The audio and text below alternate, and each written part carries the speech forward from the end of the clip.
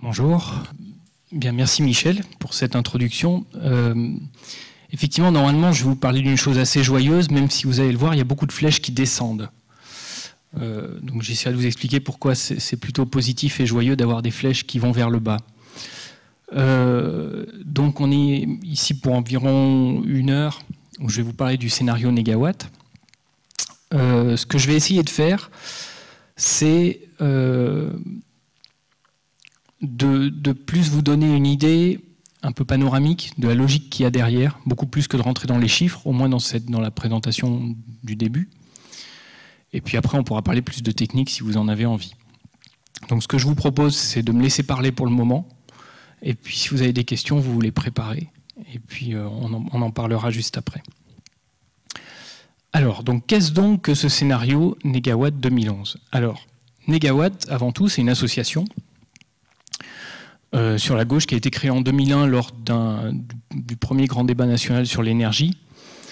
Et c'est une association de professionnels, mais qui sont engagés en leur nom, c'est-à-dire pas en tant que professionnels, mais en tant que personnes. C'est pour ça que moi, je ne viens pas ici en tant que bureau d'études, je viens ici en tant que personne engagée dans l'association.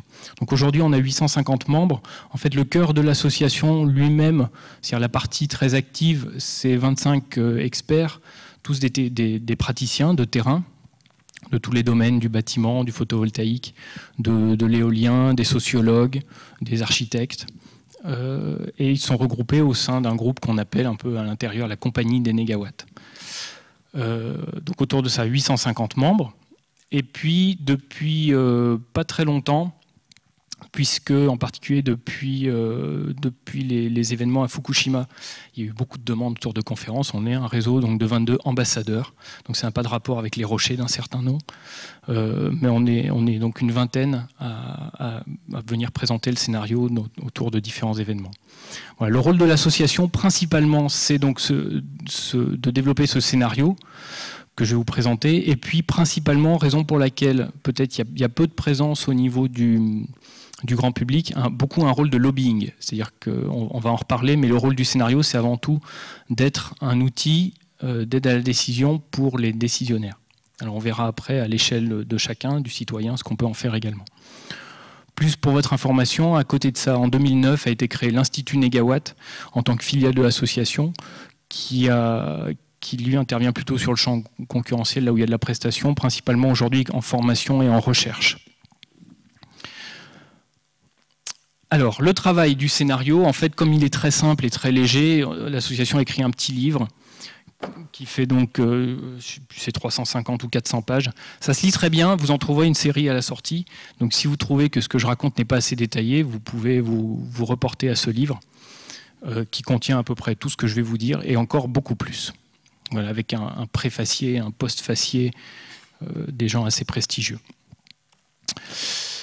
Si je ne vais pas dans le bon sens, ça ne va pas aller. Alors, d'où ça part ce travail sur les négawatts? Alors là, on va passer assez vite parce que c'est des trucs, on a dit qu'on parlait de choses positives, donc ça, c'est des choses plutôt négatives. Donc on va passer assez vite là-dessus, d'autant que c'est des choses qui sont aujourd'hui bien connues et que vous avez certainement beaucoup entendues. Mais il y a le constat d'une triple urgence. Une première urgence qui est l'urgence climatique, avec la réalité du réchauffement climatique qui s'amplifie, avec aujourd'hui une explosion au niveau des émissions de gaz à effet de serre ou de l'ensemble des gaz à effet de serre. Une deuxième urgence qui est alors ici symbolisée pour le pétrole, mais qu'on retrouve sur à peu près toutes les ressources fossiles, énergétiques fossiles, mais également minérales, ou que ce soit l'ensemble des ressources, avec la fin de ce qu'on appelle les fossiles faciles, c'est-à-dire les énergies fossiles facilement accessibles et donc peu chères. Et puis un troisième sujet de préoccupation qui est l'utilisation de l'énergie nucléaire, difficilement a priori compatible avec un développement soutenable, ce qu'on a vu encore récemment avec les événements à Fukushima, qu'on voit à droite. Donc ces trois éléments sont un peu la base, disons, la base de la motivation à essayer de proposer un cheminement énergétique sur la France. Alors quand on parle d'énergie, C'est une chose un peu rigolote, l'énergie. Si je vous demandais de me donner une définition de l'énergie, et si moi-même je me le demande régulièrement, c'est un peu compliqué. On a beaucoup de mal à trouver une définition de l'énergie. Or, c'est quand même une chose qui est présente un petit peu partout, même franchement partout, puisqu'on utilise l'énergie pour maintenir notre corps à température, on s'éclaire, vous m'entendez parler dans un micro, etc. Ça se trouve partout. Aujourd'hui, l'énergie, alors j'ai mon petit machin alimenté par une source d'énergie électrique autonome. Aujourd'hui, il faut que je l'allume, voilà. Toc. Alors sur ce graphique qui est un petit peu simple, ce qu'on voit c'est quoi? C'est l'ensemble des ressources énergétiques connues. Donc vous voyez un gros cube, ça c'est le charbon. Peut-être on abordera plus tard la raison pour laquelle il serait bien de ne pas trop y toucher. Du pétrole, du gaz, voilà. Donc ce sont des cubes, ce sont des volumes finis. Et puis vous voyez ici le total de la consommation annuelle d'énergie. Et donc, au bout d'un certain nombre de fois où on a mangé des petits cubes comme ça, eh bien, ça atteint normalement la taille des gros cubes et il n'y en a plus. Et ce qui peut être frappant, c'est ce gros cube jaune qui est tout autour. Ça, c'est la quantité totale d'énergie solaire qui arrive sur Terre en une année. Donc, rien qu'en regardant ça, on pourrait se dire « Ah, ce serait quand même bien d'aller puiser dans le gros cube jaune plutôt que dans les petits cubes marrons. » Et c'est ce qu'on va faire et c'est ce qu'on va regarder juste après. Alors,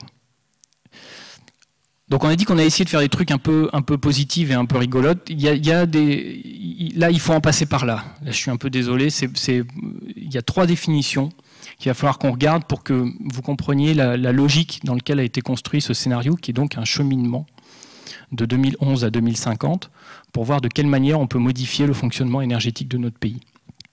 Alors, quand on parle d'énergie, il y en a 3, en fait. Alors, si on commence par la droite, ici, vous en trouvez une qu'on appelle l'énergie utile. C'est-à-dire que l'énergie, en fait, ça n'intéresse pas grand monde. Vous n'avez pas besoin d'électricité, vous n'avez pas besoin de pétrole, on ne mange pas de pétrole, etc. On a besoin de services. Et on utilise une certaine forme d'énergie, une certaine quantité d'énergie pour se rendre ce service. Donc l'énergie utile, c'est la quantité d'énergie qu'on obtient au bout du service. Ici, par exemple, vous m'entendez avec le micro, c'est une énergie sous forme sonore, et c'est celle-là qui vous intéresse. Vous n'avez pas besoin de savoir combien... vous n'avez pas accès à l'électricité qui est utilisée pour faire fonctionner le micro, etc. Donc c'est celle-là qui est très fortement liée à cette notion de service énergétique. Donc l'énergie utile, elle porte bien son nom, c'est celle qui nous est vraiment utile. Pour obtenir cette énergie utile, qui n'est pas disponible souvent directement sous la forme qui nous intéresse dans la nature, on utilise une certaine conversion, souvent dans des systèmes technologiques, ici un microphone, un système d'amplification, etc., qu'on alimente avec une énergie, ici l'énergie électrique. Et cette consommation-là, qu'en général on reconnaît bien parce qu'elle se mesure en euros, celle-là, alors ça c'est pratique, on l'appelle l'énergie finale. C'est celle qui est à l'entrée du système, alors à l'entrée de votre maison pour vous chauffer, à l'entrée du compteur électrique pour s'éclairer, pour faire fonctionner les mixeurs, etc. Celle-là, ça va être l'énergie finale. Et là, tout ce qu'on a en fait sur cette partie droite, c'est ce qui va définir tout ce qui est la demande énergétique, c'est-à-dire combien, nous, en tant que consommateurs énergétiques, on va devoir appeler et faire entrer. Et puis, il y a des pertes à la consommation, puisqu'il y a des pertes dans la transformation de cette énergie du final vers l'utile. Un peu en amont de ça, alors si on remonte encore, là on n'est plus dans la maison, on n'est plus chez nous, on est ici, on utilise ce qu'on appelle le vecteur énergétique, qui est en fait la forme de l'énergie avec laquelle c'est celle qui est transportable, qui va pouvoir aller jusqu'à l'entrée de notre bâtiment par exemple, et qu'on va appeler le vecteur énergétique. Donc le vecteur énergétique, ça va être l'électricité, le fioul, le gaz, etc. Il y a encore des pertes pour transporter tout ça. Et puis en amont, on a ce qu'on appelle l'énergie primaire. Et celle-là, pourquoi elle est importante? Parce que c'est celle-là qu'on puise dans l'environnement. C'est celle-là qui est bien à la source. Et là, il y a encore des pertes à la production. Voilà. Si vous avez compris ça, qu'on passe d'une énergie primaire qui est prise dans l'environnement, que l'on transforme, par exemple ici, imaginons que je prenne du charbon, je le mets dans une centrale à charbon, hop, ça me fabrique de l'électricité, j'obtiens un vecteur énergétique, l'électricité arrive à l'entrée de chez moi, j'obtiens une certaine quantité d'énergie finale que je transforme et ça me fait tourner mon mixeur. Voilà, et j'ai une certaine quantité d'énergie utile. Si vous avez compris cette logique-là, eh bien construire le scénario négawatt, qui est une chose très très simple, qui consiste à obtenir ça, eh bien c'est la même chose. C'est tout à fait pareil. Comment ça se passe? Donc ça c'est aujourd'hui, maintenant en France. Enfin maintenant, en 2010. En fait, les usages de l'énergie utile, il y en a principalement sous 3 formes. On les retrouve ici, à droite. il y en a sous forme de chaleur. Alors ça va principalement être tout ce qui va consister à chauffer des bâtiments ou bien à chauffer des process industriels. Il y en a une deuxième forme qui est autour de la mobilité, tout ce qui va servir à transporter soit les personnes, soit les marchandises. Et une troisième qu'on appelle l'électricité spécifique, qui correspond à tous les usages de l'électricité qui ne peuvent pas être satisfaits par une autre forme d'énergie, par un autre vecteur énergétique que l'électricité. Par exemple, chauffer, ce n'est pas de l'électricité spécifique. Faire du chauffage électrique, on peut le faire autrement qu'avec de l'électricité. Faire tourner un mixeur, ça, ce serait plutôt de l'électricité spécifique. Ici, on a l'ensemble des vecteurs énergétiques. Donc, de quelle manière on va transporter l'énergie? Donc, on va avoir de l'électricité, de l'essence, du GPL, du gaz, etc. Ça sont toutes les formes d'énergie que vous pouvez acheter aujourd'hui dans le commerce, dehors, plus ou moins facilement, selon que vous êtes une industrie, un particulier, etc. Ça, c'est transformé, c'est modifié, etc. On a ici également les vecteurs énergétiques. On verra comment on passe de l'un à l'autre. Et puis ici, tout à fait à gauche, vous avez les sources d'énergie primaires, donc celles qui sont puisées dans la nature et qui sont après injectées dans le système. Donc, on ne va pas s'embêter avec les petits chiffres. Hein. Ce qu'on va regarder, c'est les grosses flèches et les grosses couleurs. Qu'est-ce qu'on voit? Que principalement ici, la chaleur, c'est du jaune, boum, c'est du gaz naturel. Donc une grosse partie de la chaleur est réalisée par le gaz naturel. Le pétrole, boum, la grosse flèche ici, elle part là, et ça donne de la mobilité. Le pétrole est principalement utilisé pour transporter des personnes et des marchandises. Ici, l'électricité spécifique, on le voit ici, toc, ça remonte à l'uranium. Ici, d'accord? Donc ça, c'est le cas en France. Et puis, vous avez tout un tas de petites flèches qui sont les différentes variantes. Ici, par exemple, on a la biomasse solide, alors qu'elle est le nom un peu technique pour le bois. Toc, ça monte ici, et on va se chauffer avec. Ça va? Vous avez compris le principe? Si à un moment, c'est trop long ou pénible, et que vous sentez que je m'embrouille, vous me faites coucou comme ça. Et puis on passe au suivant, hein. D'accord. Alors il y a quelques trucs qu'il faut remarquer quand même sur celui-là. Donc ça c'est la situation actuelle. C'est que par exemple ici vous voyez qu'il part de l'uranium là, une flèche bleue qui s'en va comme ça. Celle-là elle est assez intéressante. Puis aussi un petit peu comme ça ici, ça c'est le chauffage électrique, qui est une spécificité française. Et puis vous avez aussi une grosse flèche grise ici qui part là, qui s'appelle perte et autoconsommation, et qui fait environ, alors on compte en térawattheures, alors c'est pas vraiment l'unité officielle ce serait le pétajoule, mais c'est moins rigolo, donc on fait du térawattheure. Alors on ne s'intéresse pas tellement à l'unité, on s'intéresse aux chiffres, ici ça fait à peu près 900, et ici ça fait à peu près 900 aussi, donc ça en fait ce sont les pertes du système énergétique de production électrique, c'est en gros les rendements de Carnot, donc on perd les 2/3. Quand on transforme une certaine forme d'énergie en électricité, on perd les 2/3 pour chauffer les petits oiseaux. Et on perd en fait en France l'équivalent de tout ce qu'il faudrait pour l'ensemble des usages de chaleur de toute la France.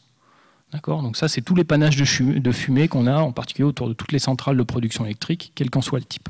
Donc tout l'enjeu, ça va être de dire comment est-ce qu'on passe de ça, aujourd'hui en 2010, à une échéance à 2050 qui soit soutenable.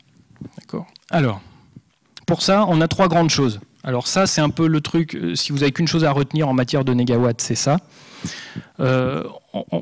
Sobriété, efficacité, renouvelable.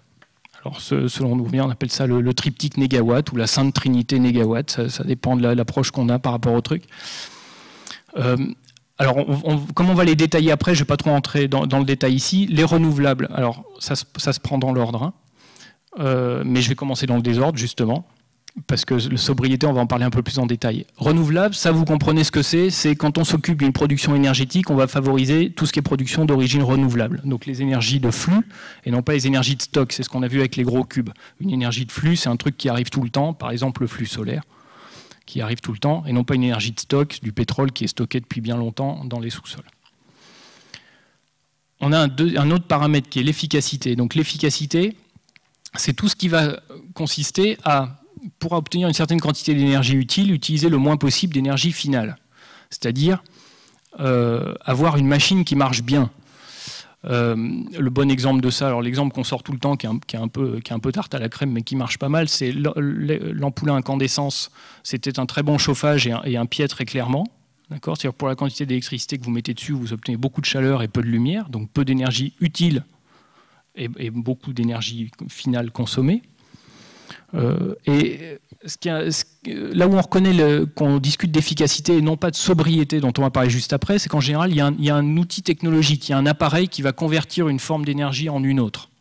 D'accord ? Donc là on va privilégier les chaînes énergétiques efficaces. Alors ça se trouve à l'usage, mais ça se trouve aussi à la production. On a vu tout à l'heure pour la production électrique, c'est une production relativement peu efficace puisqu'on en perd les 2/3 dans les systèmes classiques. Et puis on a un troisième paramètre d'action qui est la sobriété. Alors là, qui est vraiment un truc un peu particulier parce qu'en général, ce truc-là, on en parle bien. Pourquoi? Parce que là, il y a des machines à vendre et que là, il y a des machines à vendre aussi. Hein, donc ça, en général, ça intéresse pas mal de gens. Alors la sobriété, par contre, il n'y a pas grand-chose à vendre, ce qui fait que, par exemple, il n'y a pas de salon de la sobriété, parce que ce serait un gymnase froid et vide. En revanche, c'est un paramètre extrêmement intéressant parce que quand on s'intéresse à ce qu'on appelle la sobriété, on travaille, donc qui est le premier en amont, hein, on travaille sur les besoins. C'est-à-dire qu'on va aller travailler sur ça. La demande, l'origine de la demande. De quoi ai-je vraiment besoin et en quoi ce besoin est-il?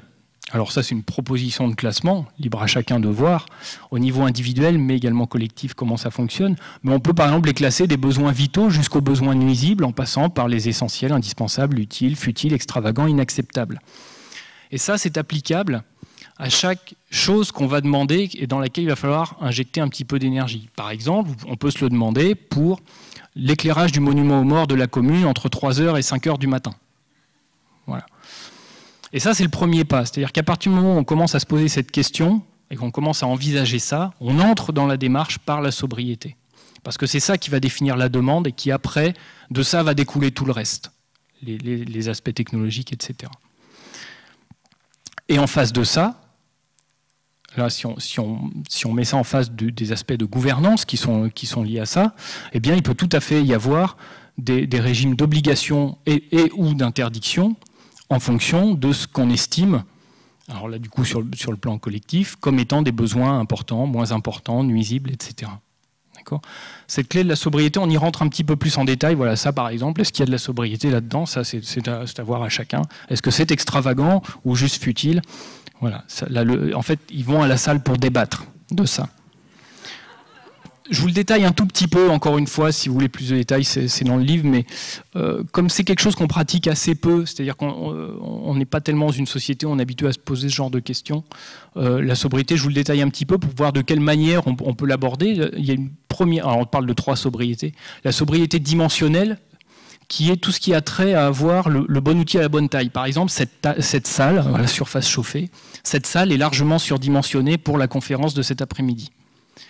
Nous sommes peu sobres, mais ça, on n'y peut rien, on attendait 800 personnes et donc on pensait qu'elle serait trop petite. Donc là, c'est tout ce qui est travaillé sur, je vais demander un service, quelle est la juste taille de l'outil technologique que je vais utiliser pour ça.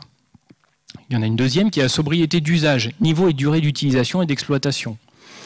Donc arrêt des appareils inutiles, ça en général on se dit mais oui, moi j'éteins la lumière en sortant, tout ça. Mais il y a beaucoup de choses moins visibles, comme par exemple la ventilation doit-elle fonctionner tout le temps à plein régime dans un bâtiment de bureau, ou la climatisation doit-elle fonctionner à Noël, chose qu'on arrive parfois à trouver dans les bâtiments, etc. Et puis ça c'est la durée d'utilisation, et puis tout ce qui est niveau d'utilisation, par exemple la vitesse sur autoroute qu'on retrouvera après, qui est un niveau d'utilisation directement lié après à ma demande énergétique. Et puis on a un troisième qui est, alors celui-là il est sympa, moi je l'aime bien, c'est la sobriété coopérative. C'est-à-dire que quand on est 4 dans une voiture, ça consomme 4 fois moins par personne que quand on est 1 dans une voiture. Donc c'est tout ce qui va être autour de l'organisation collective, soit des équipements, là j'ai parlé d'un cas individuel, mais également de l'urbanisme, des terrains. Est-ce qu'on regroupe tous les bâtiments à un même endroit pour collectiviser des terrains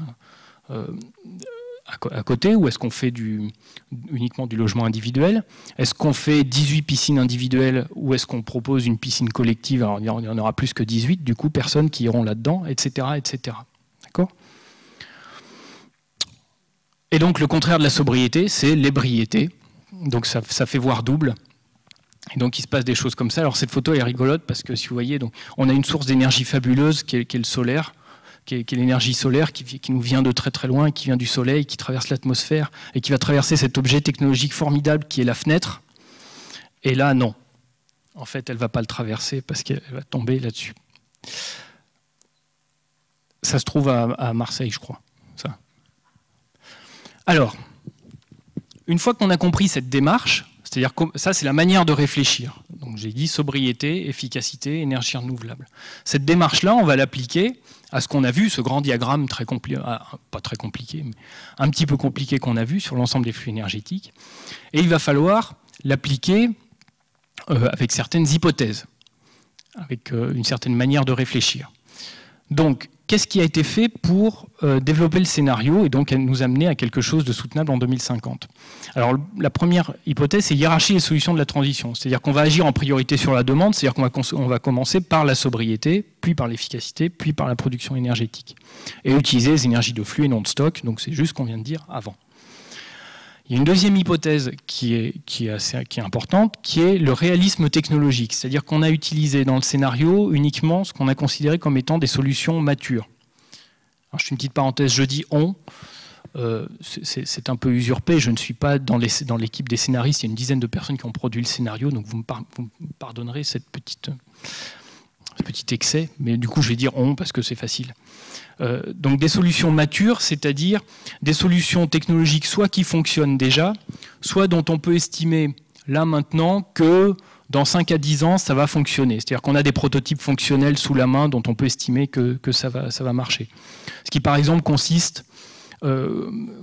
conduit plutôt à sortir typiquement des solutions type voiture à hydrogène par exemple, où on a des prototypes où il y a un gros système énergétique à réorganiser autour, qui n'est pas considéré comme une solution mature. Le troisième paramètre, développement soutenable, réduire l'ensemble des impacts et des risques liés aux énergies. On en parlera plus en détail un peu plus loin. Quand on consomme de l'énergie, il y a tout un tas de choses qui vont autour, et on prendra l'exemple du nucléaire pour voir de quelle manière le travail sur le nucléaire a été intégré dans le scénario. Et puis une ligne directrice qui est forte, qui est une définition un peu hard du développement soutenable, qui est le fait de léguer des bienfaits et des rentes aux générations futures plutôt que des fardeaux et des dettes. Il y a plus d'1 million de paramètres. Le scénario en lui-même, c'est un outil de calcul dans lequel il y a plus d'1 million de paramètres. C'est un gigantesque tableur Excel. Donc sur quelques points, on va rentrer dans le détail pour que vous voyez à quel niveau de finesse on peut aller. Alors, avant ça, il y a quand même 3 paramètres, 3 mesures. Alors, vous trouverez dans le manifeste, si vous le regardez, l'ensemble de la démarche peut se décliner en 10 mesures phares, des mesures de travail. Et il y en a 3 qui sont en amont, qui sont des mesures de gouvernance politique. Alors, on ne va pas rentrer ici dans le détail, parce qu'encore une fois, on a beaucoup de choses à faire, mais il y a la première mesure qui est la création d'une haute autorité indépendante de la transition énergétique. La deuxième, de ramener toutes les questions énergétiques au cœur des territoires, et non pas d'avoir un système centralisé national, de donner plus de place, et de travailler sur l'urbanisme sur les territoires. L'urbanisme, on le retrouvera quand on va parler des transports. Sur le lien entre urbanisme, territoire et consommation énergétique liée à la mobilité. Vous pouvez voir si vous y avez accès, je ne sais pas si elle se trouve publiquement, mais la semaine dernière, le gouvernement a édité une feuille de route pour l'ensemble des ministères, et vous trouverez de manière surprenante ces choses-là dedans. Les mesures de gouvernance, là j'y passe un peu vite, malheureusement, on va rentrer un petit peu dans la technique. On commence un peu par là, puis on les retrouvera à la fin. Alors, parmi les mesures, maintenant on va détailler un petit peu les grands domaines. Donc on a dit qu'on agissait sur la demande. Chaleur, vous vous souvenez, chaleur, mobilité, électricité spécifique. La chaleur, c'est beaucoup le bâtiment. Alors comment on travaille sur les bâtiments dans le scénario négawatt? Aujourd'hui, le bâtiment en France, c'est ça. C'est la moyenne des bâtiments existants, c'est ce que ça consomme. Alors, vous embêtez pas trop avec les unités, sauf si vous n'avez pas envie, vous embêtez pas avec. Avec le chauffage, l'eau chaude sanitaire et l'électricité spécifique dans les bâtiments. D'accord ? Ça, c'est le bâtiment existant. Et puis, on a rajouté ici un bloc dont on commence à parler, mais qui va devenir majeur dans les années qui viennent, qui est ce qu'on appelle l'énergie grise, c'est-à-dire l'énergie qu'il faut fournir pour construire le bâtiment lui-même, pour fournir les matériaux, pour les amener sur le lieu, etc. Dans le scénario négawatt, on a en gros, le pôle très important, c'est celui-là. Voilà, division par 4 des besoins de chauffage par une rénovation massive du parc. Voilà, donc ça fait moins 65% sur l'ensemble. Je reviens juste après derrière sur la quantité, mais ça fait 1 million de logements par an jusqu'à 2050. C'est le plus gros chantier industriel jamais fait en France. Sur le neuf, alors le neuf, il y a des choses qui ont été un peu engagées suite au Grenelle. Vous avez peut-être entendu parler de la RT 2012, ça a commenccommencé à bouger un petit peu. L'idée, ici, on est sur ce qu'on appelle le bâtiment basse consommation d'aujourd'hui, qui est pas loin de ce que devrait être la RT 2012. Vous avez peut-être entendu parler du bâtiment passif et du bâtiment énergie positive, dans lequel on intègre une production d'énergie renouvelable. L'objectif du bâtiment négawatt à échéance 2050, la principale différence par rapport à cela, c'est le travail sur l'énergie grise, principalement en travaillant sur les matériaux et les ressources, chose qu'on va retrouver un peu après sur le travail sur l'agriculture. Donc c'est de beaucoup diminuer le contenu énergétique des bâtiments eux-mêmes. Donc la rénovation, alors si vous suivez un peu l'actualité, ça bouge un peu de ce côté-là. Qu'est-ce que ça veut dire? 1 million d'équivalents logements par an. Ouais, montée en puissance, mais à partir de 2022, c'est 1 million d'équivalents logements par an. Donc c'est un énorme chantier. Alors en général, le truc qui fait un peu grincer, c'est celui-là. C'est-à-dire qu'on sait que par des mesures incitatives, on n'arrivera jamais à ça. Ça ne rénove pas assez vite. Donc ça veut dire que ça passe par une obligation, par un dispositif légal. À la clé, il y a la création de 200 000 emplois non délocalisables qui restent jusqu'à 2050. Et quelque chose qui est très important, c'est ça, c'est qu'on rénove donc à un certain niveau de performance, donc 50 kWh énergie primaire par mètre carré habitable et par an sur le chauffage. Et surtout, ce qui se passe, c'est qu'on rénove directement à ce niveau-là. C'est-à-dire qu'on ne fait pas de rénovation à moitié. Parce que qu'est-ce qui se passe si on rénove à moitié? On met un petit peu d'isolant, on sait qu'il y est pour 20 ans, on ne va pas redémolir dans 10 ans pour refaire le travail. Donc ça veut dire que c'est 1 million d'équivalents logements, on les prend tous les ans et on fait une rénovation directe, basse consommation dessus. On va dire que pour un sujet pareil, ça passe un petit peu vite, hein, mais on en a quelques-uns à balayer. L'autre grande consommation énergétique dans les logements, si vous regardez ici, voilà, le bleu là, vous voyez ce bloc bleu, il y a une chose particulière une fois que les bâtiments consomment peu en chauffage, c'est que ça devient, et on l'observe aujourd'hui, ça devient le poste prépondérant. C'est-à-dire que la principale consommation énergétique comptée en énergie primaire n'est pas le chauffage, mais c'est l'électricité spécifique, avec en particulier depuis ces dernières années une explosion des postes audiovisuels et informatiques. Donc ça a été pris en compte dans le scénario négawatt, un petit peu via la sobriété et beaucoup via des mesures d'efficacité. Par exemple, sur l'électronique de loisirs, ici, il y a beaucoup de travail qui a été intégré sur les appareils eux-mêmes. Par exemple, avec l'hypothèse qu'il n'y a pas multiplication, c'est-à-dire que s'il y a 5 membres dans la famille, il n'y a pas 5 ordinateurs à grosse puissance dedans. Il y a probablement, c'est une hypothèse qui a été faite, une unité centrale et des terminaux déportés. Ce sont des genres de technologies qu'on voit évoluer aujourd'hui. D'accord. Les postes froids, etc., qui descendent. Sur le tertiaire, on a des démarches un petit peu similaires, en travaillant beaucoup sur l'efficacité. Et vous voyez qu'ici, un petit peu partout, on a gardé une case qui s'appelle « Autres usages ». Ça, c'est pour se garder une marge de manœuvre sur les choses qui n'existent pas encore, mais qui viendront probablement. C'est-à-dire qu'il y a 20 ans ou il y a 30 ans, est-ce qu'on pouvait se dire qu'il y aurait des ordinateurs partout, tout le temps connectés à Internet, qu'il faudrait laisser les box allumées pour avoir le téléphone? On n'en était pas sûr, on ne pouvait pas le savoir. Donc on a gardé une marge de manœuvre là-dessus.